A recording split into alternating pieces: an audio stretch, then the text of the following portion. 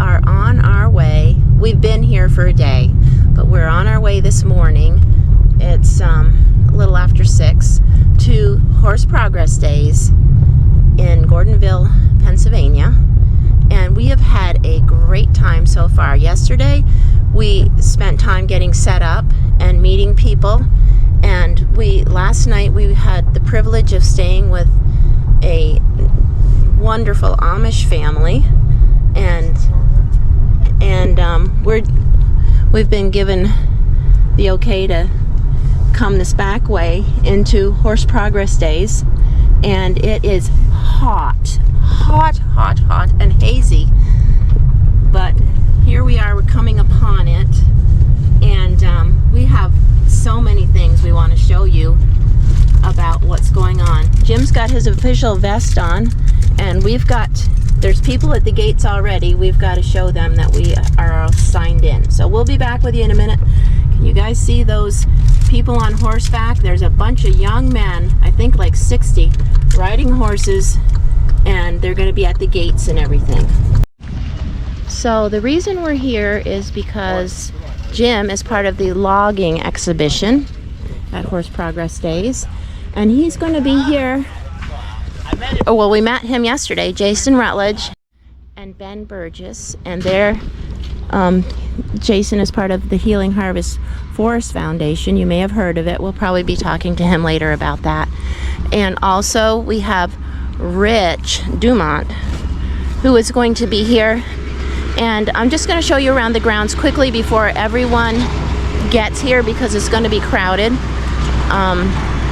Just the logging area. But since we are in farm country and there are no trees, we have these are the trees that they're going to be working with. They were planted in the ground, and Rich is going to be showing people how to cut them down. And this is the area where they're going to be doing some different things with the sawmill.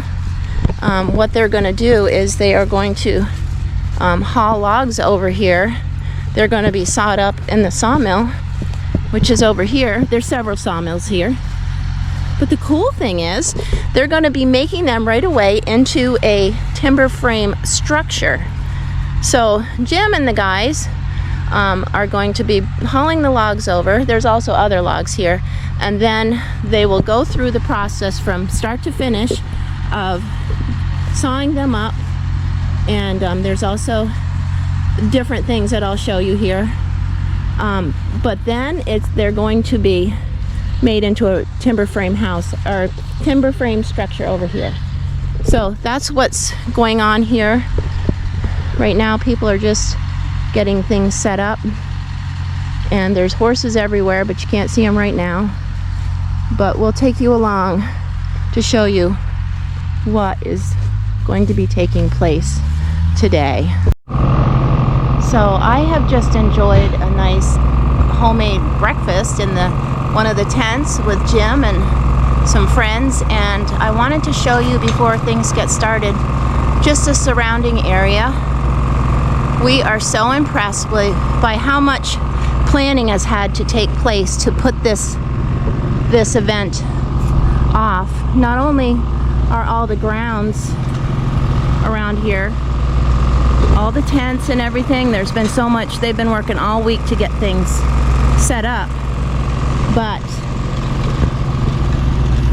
over here, this was a hayfield. I mean, this is a farm, and it's been turned into all this, and there's crops that are on all different succession. There's hay, standing hay cut, and there's there's grain out there. The farmers have had to plan ahead to have crops ready at the right time, so that all the equipment, which you probably can't see over there, but there's a pile of horse-drawn equipment that we looked through yesterday that will be doing things with all those crops that are out there. So I want to show you some of those things today. And there's all kinds of makeshift horse stalls. There's tons of horse stalls, and this is an arena they put up, and they're going to have events here as well. So it's a very they have really put a lot of planning and work and effort into this, and the food is good, so it's really cool. We'll be showing you lots of things. Stay tuned. Here at the logging demonstration, everyone is getting the horses hooked up. There's Jason. He is getting his horse, New Duke, into the shafts. And we were just saying, this is one big horse. Jason said he's about 17 hands. He weighs 2210 last time. 2210. 22. He's a big boy. He's gonna be logging single today with a single horse cart here. And then over here we have Ben Burgess's team, and I will be hopefully talking to him a little bit. And this is his apprentice. And your name? Dylan Dollins. This is Dylan Dollins, and he's holding the horses, and they're ready to go here pretty soon. And this is Ben's cart, and I'm sure we'll be talking more about that later. So I wanted to talk for a minute and share with you one of the people that has brought their horses today, and this is Ben Burgess. And Ben, where are you from? I'm from Russell Springs, Kentucky. And how and what kind of horses do you have? Suffolk Punch horses. And are you very partial to Suffolk Punch? That's all I've ever had, and they do such a good job. Yeah. I've not found any reason to switch and do anything else. Jason Rutledge introduced me to them 15 years ago, and that's what I've stayed with. And what do you make a living with your horses? Yeah, I log with my horses primarily. We do some farming work, but it's mostly logging. That's how we make money. Yep. And I think I've seen a video with you because you also work with a college, is that correct? I used to work with Brew College, yeah. I'm not with them anymore. No, okay. Yeah.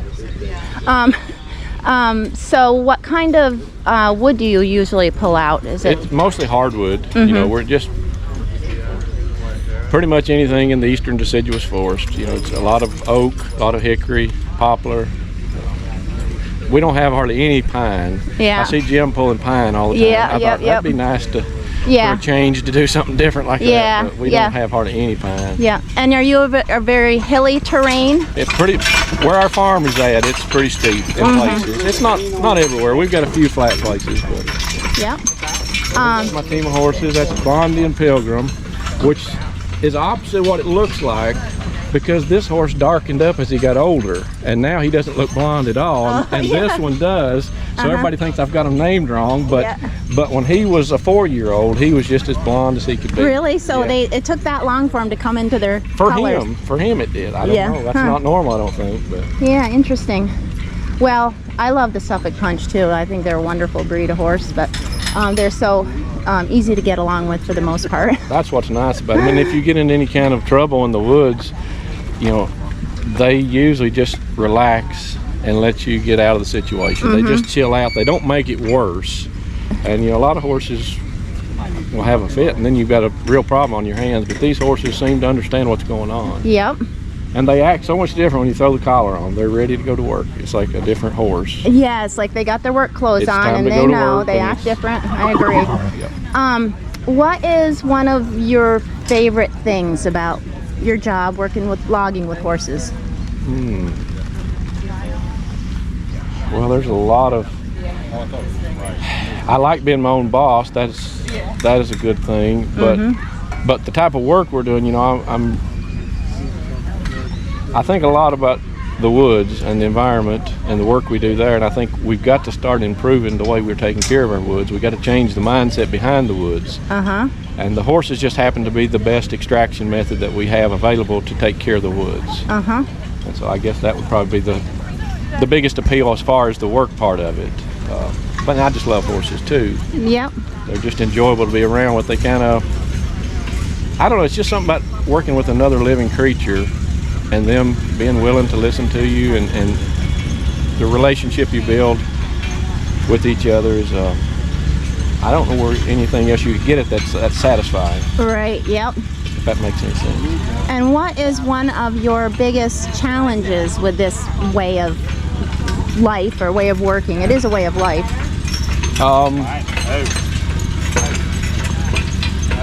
Usually the logistics behind the equipment to getting the logs moved is my biggest problem. The horses have never been an issue at all. That's the easy part of the work. We usually have trouble with machinery or getting the truck there to get the logs picked up, or getting help. You know, it's hard to get any help. Oh, agreed. Yep. Because most people don't want to work, and the ones that think they want to work, they actually start doing it. They decide, oh wait, I can make more money doing something easier. Yeah, working at McDonald's. Yeah. Yeah, it's true. You gotta love it to keep doing this. You've got to love it. And you've got to love to work. You know, it's and there are people out there that enjoy work. But by and large, our society has kind of beat the idea of work down, like work is beneath us. We need to rise above it. And that's not right, because what are we here for? Yes. We're here to take care of this world and take care of the land, and these horses are the best way we have to do that. Yep. Well, thanks, Ben, for sharing with me. I really appreciate it. Is there anything really unusually different about your cart than not a whole lot? This is just, well, I don't know about Jim's because I've never seen it with my eyes, but this is just the Healing Harvest Charlie Fisher log arch. There are free blueprints on the Healing Harvest website. I've just had a few add-ons to it. I've put the bumpers on it and the dashboard, and I've done a few things different, but this is a stock Charlie Fisher arch as far as how it functions. I've added the quick release on it here that drops your chain up. That's a real easy way to get off the log. Oh, okay, that's cool. But in function, there's no difference between this. Almost all these arches are the same, more than they are different. Everybody's just got different, in different places. They work different. Like where Jim's at, we were talking about these bumpers. Those bumpers wouldn't work for him because he's in so much snow and ice. The ice would just pack up on them. But for me, it's never been an issue. And they're really easy to get on and off. You can't misstep to get on and off that arch. Right. Yeah, it's really well made, so it's easy to step on. It's easy to step on, yeah. And the tires are different, but I know there's been some talk of different tires. Yeah, the tires are just a set of used ones laying around. Oh, always just that come off a Jeep. There's nothing to those tires except they were there laying available. Okay, well there you go. I like the implement tires. I think are the best. Those like that guy's got on those. That's got the ridges. Oh, yep. The only thing a tire needs is the side hill grip. Like if you're on a side hill, just keep from scooting down the hill. You don't need any of this tread here, like on an off-road thing. Just round and hold air is really all you need. Okay, well thanks, Ben. We really appreciate it. And I'll be kind of filming you as the day goes on because I want to see how you do things. All right. That's good. So logs are getting pulled down to the sawmill right now. Jim is driving Jason's horse. Jason's getting the log ready. The blue one.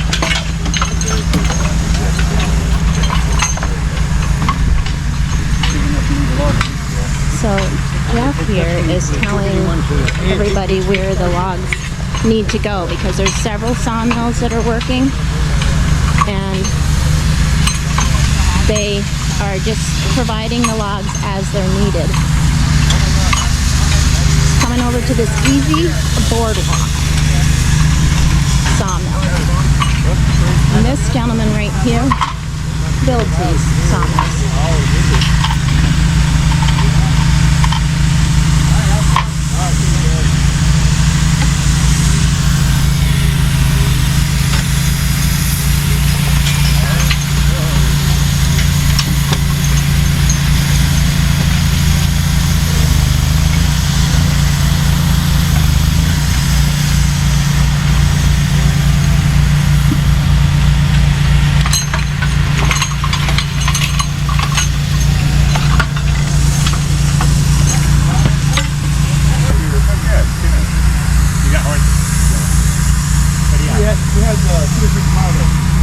We've had an enjoyable time meeting some people that watch the channel. Some of these folks over here watch the channel. So it's pretty neat. So I just wanted to show you a couple of the people that have stopped by to say hello to us. Can you guys say hello to everybody? Hello. Hello. You can tell us your first names if you want or whatever. Oh, Danielle. Hi, Butch. Paul. Hi, Butch. And I'm Rocky. Hello. Yeah. And you're all from Pennsylvania, right? Yes. Yeah. Well, we're so glad you're here. Yeah, we're happy to be here. Yeah. So I am over at the arena, and all these horses are lined up ready to go in for the little parade. And I am thrilled to be able to show you the family that we're staying with. There are 7 children in the family. The oldest girl is 11 and she's driving their little pony, and 6 of the children are here. There's a baby at home as well. But I don't want to infringe on their privacy, but I just wanted to show you their little family. They're so sweet, such a nice group of children. They showed us a pony last night, let her right out and showed us to her, and the oldest girl was cleaning the little wagon all down, getting ready for this event. And we're very, very pleased to have been able to stay at their house. The arena is packed, so I'm not sure if I'm going to be able to show you any other views, but maybe tomorrow I can. This goes on, the same program goes on 2 days in a row, which is absolutely great. I hope you guys can see all the horses lined up to go into the parade. And he is driving Prince. Prince is the pony's name. It's going to be a 12-year-old mini gelding for you. There's and our look family. at this. It's actually a birthday present for the young lad. Prince loves attention. This pony has been with our family for over 20 years. And he's given lessons to all the family. They spent a lot of time with him ever since she was a 5-year-old. And he likes anything from onions to bananas and crackers. Lot number 36 is ready to come in the ring next. Boy, isn't this fun here. The driver's name is Rachel, and she is 12 years old. Anna Mary, Rebecca, Johnny, Sarah, and Caitlin are the passengers. The pony's name is Beauty. She is 12 years old, and a mini mare she is. We earned our pony by not eating any candy for 1 year. That's something different now. She really likes apples with sugar and sugar lumps. She's fun to ride. The little girls can lead her around, but we like her spunk when we're driving her. Lot number 36 is in the ring. Bring in lot number 37 next. This is going to be Elizabeth. So this is actually the people that have already gone through, I believe. And you can see how long these young people have to control their horses and teach them to mind. And they are doing a fabulous job. What a great way to get children into driving horses and knowing how to manage them and care for them. This is just excellent. Over here are some of the crops. Here's some oats that I'm sure they're gonna combine later on today. And different stages of corn over there. Way over in the distance is where Jim is with the logging expedition. So here are some of the logs that the guys have brought over with the horses, and they're getting sawed into lumber right here on this mill.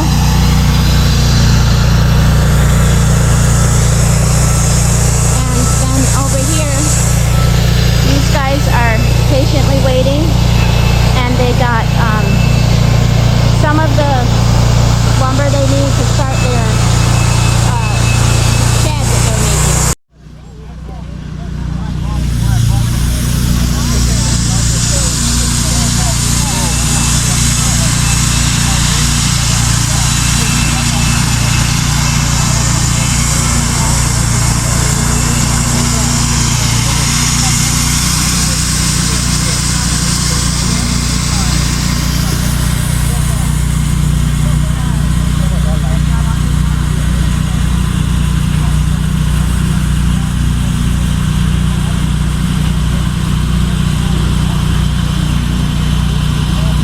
We are already really enjoying meeting people here at the Progress Days.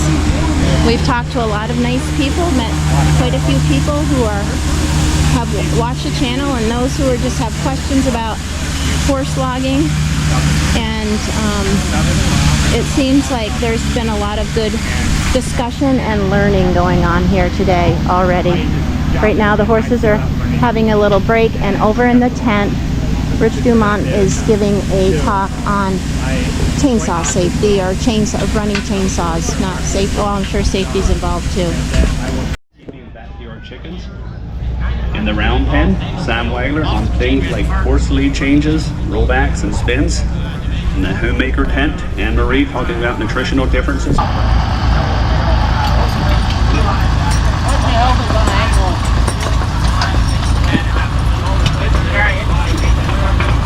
about the four-card first. This is the Suffolk four-card.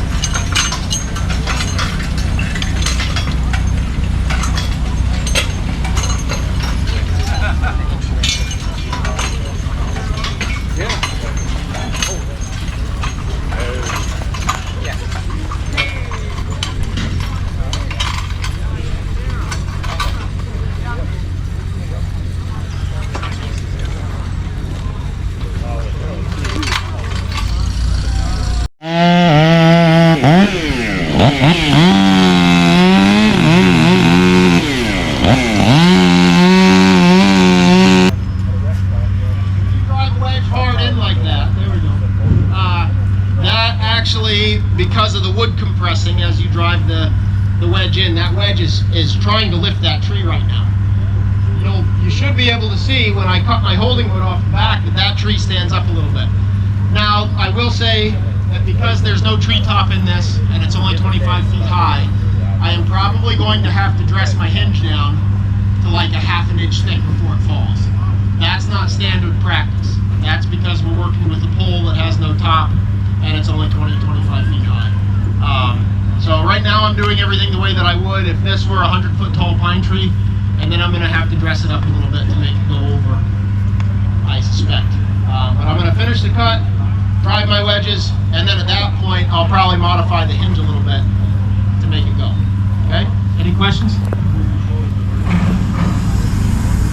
Let me, how about we do that on the next one? Is that alright? Yeah, we're going to do 3. So maybe this one, maybe the next one I won't do quite as much talking, but I will show you those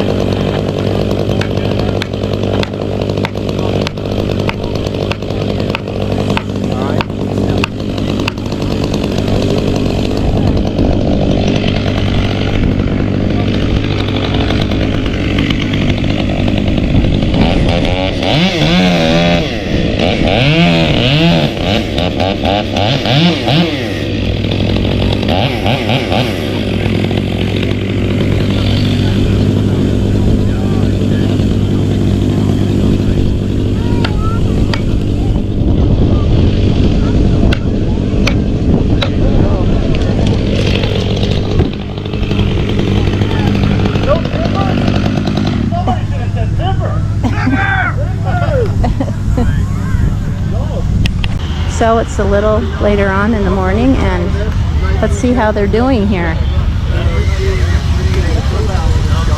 Getting this building made.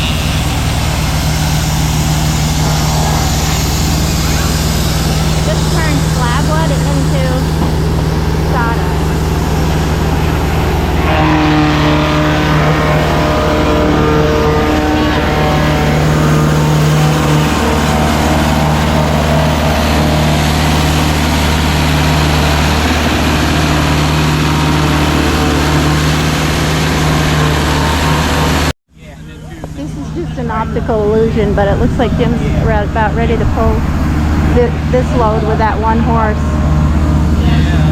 Not too many issues except for, you know, when like the sack comes off because mites, I think. But he's not. Gotta go to work. He says he's got to go to work.